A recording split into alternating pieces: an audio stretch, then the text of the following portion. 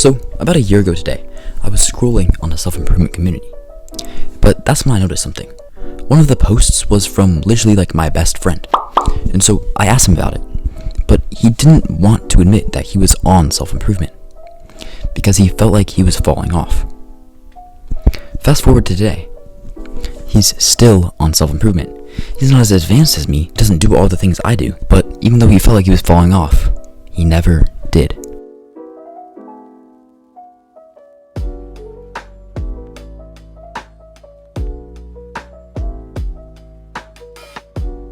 I think about this every time I feel like I'm falling off self-improvement. That normal people will pretty much always be normal people. They simply don't care enough to try and better themselves. But once they do find a reason to become better, to start trying, then they become a completely different person and they can't go back. It looks a little like this. The first type of person would just be your average NPC. They might know some of the things that they do or that they eat are bad for them, but they just don't really care. They haven't really been properly introduced to the concept of self-improvement. They don't know what changing themselves is. They didn't really know you can actually better yourself. And then you have the second type, which nothing really changed. All that changed was their mindset. They realized that, whoa, I can actually change myself, and that they can probably change their life if they put in the work. But they don't. They watch a bunch of videos on how to be better, but they never take action. All that changed is their mindset, and that's really the biggest change, because now they can no longer enjoy the bad habits that they do. They still do them, but they just don't get the same satisfaction, and that's gonna push them to do better. Now they know too much to go back. Then you have the third level, where they start to make it happen. They start to actually take action on the things that they now know.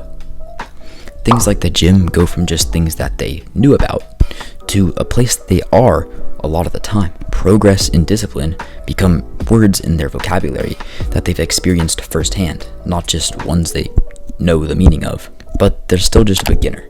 They still do the bad habits more than the good, but at least they're trying, and this is probably where my friend is. But then you get to level 4. You start to become more consistent. The good habits become the new normal. You're now doing them more than you're doing the bad habits. Remember how at level 1, you couldn't even fathom the concept of self-improvement?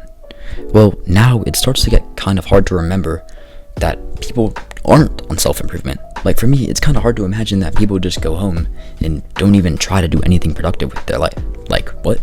And then there's level 5. This is where everybody on self-improvement aspires to be, including me, and I'm obviously not there. This is perfection in everything you do to better yourself. The point of me explaining this to you is for you to realize that once you're past level 1, you're on self-improvement. There's no discrimination. Level 5 or level 2, you're still on self-improvement, because that's all self-improvement really is. It's not about the progress you make or the habits that you have, but it's about just the simple mindset of wanting to better yourself. And once you have that, it can never be taken away from you. Self-improvement is a lifestyle. It's for life. You can fall off, and you have the rest of your life to get back on, to climb up through the ranks again. And there's something really relaxing about knowing that, because you realize you don't have to be perfect, because there will be ups and downs. It's just like a stock graph. Just because it fluctuates, you can't give up. No company owner will be like watching their stock and then they see a little dip and be like, well, guess I gotta sell my kidneys and finance my home, put my family up for adoption. No, because it's just a part of the ride.